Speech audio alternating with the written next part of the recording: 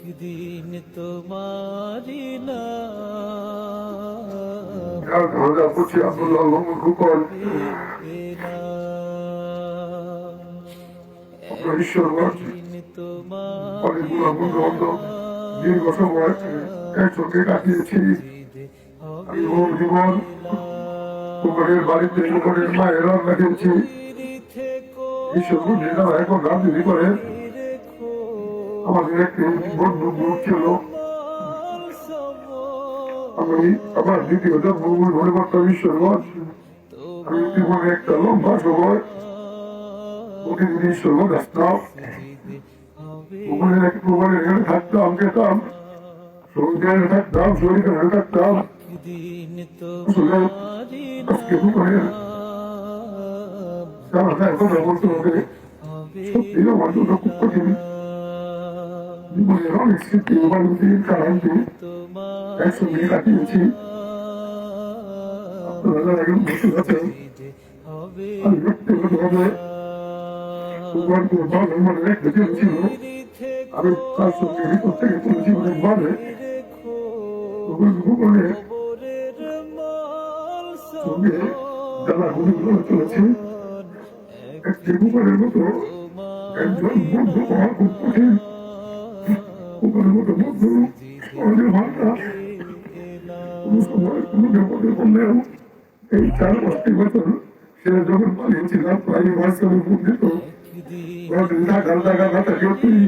এদিক দিয়ে ঘুরে শুরু করতে এদিক দিয়ে আয়া পরে খেলতা গাঁদা আস্তে আস্তে জায়গার ব্যবস্থা করে দেব।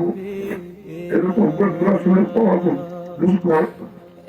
আপনারা ব্যবস্থায় যদি একটু আরো কোনো তারপরে কষ্ট দিয়ে থাকে আমার বন্ধুকে এত ক্ষমা করে দিবেন।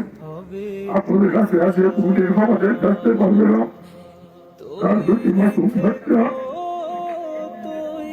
আল্লাহ হস্তে 2 ছেলে 1 মেয়ে আল্লাহ হস্তে তাকে ক্ষমা করে দিবেন। মানুষ হিসাবে রাজনীতি আমরা করি আমাদের অনেক সময় ইচ্ছে অনেক ভুল হয়ে যায়। আজকে আপনাদের কাছে সে কারোর কাছে ক্ষমা চাওয়ার সুযোগ নাই। আল্লাহ হস্তে ভাই আপনাদের কাছে কর্মসূচির জন্য ক্ষমা চাই। কীর্তি সন্তানের জন্য দোয়া করবেন। আল্লাহ আমাদের যেন কীর্তি সন্তানকে মানুষ করে আল্লাহর কাছে দোয়া চায়, দোয়া করবি সবাই মিলে। আল্লাহ যেন ভোটারকে ব্যয়ের প্রচিত করেন এবং আমরা যতদিন বিএনপি করি বা বিএনপি কোনো জীবিত থাকবো ততদিন ভোটার এবং ভোটারের পরিবারকে বলে রাখবো একজন সাচ্চা বিএনপির কর্মী হিসাবে এরকম একজন জাতীয় কর্মী হিসাবে ভোটারের মতো কর্মী খুবই কঠিন। আল্লাহ আলমী যেন ভোটারকে জান্নাতুল ফেরদৌস নসিব করে। আমি আপনাদেরকে বলছি যেন দীর্ঘত থাকবো, ভোটারের পরিবারের খোঁজখবর রাখবো, ভোটারের সন্তানদের খোঁজখবর রাখবো। এরকম বন্ধু আজকে আমাদের মাঝে নেই। আমরা সকলের কাছে দোয়া চেয়ে তার পরিবারের জন্য দোয়া চেয়ে আমি আমার কথা শেষ করছি। আসসালামু আলাইকুম ওয়া রাহমাতুল্লাহি ওয়া বারাকাতুহু।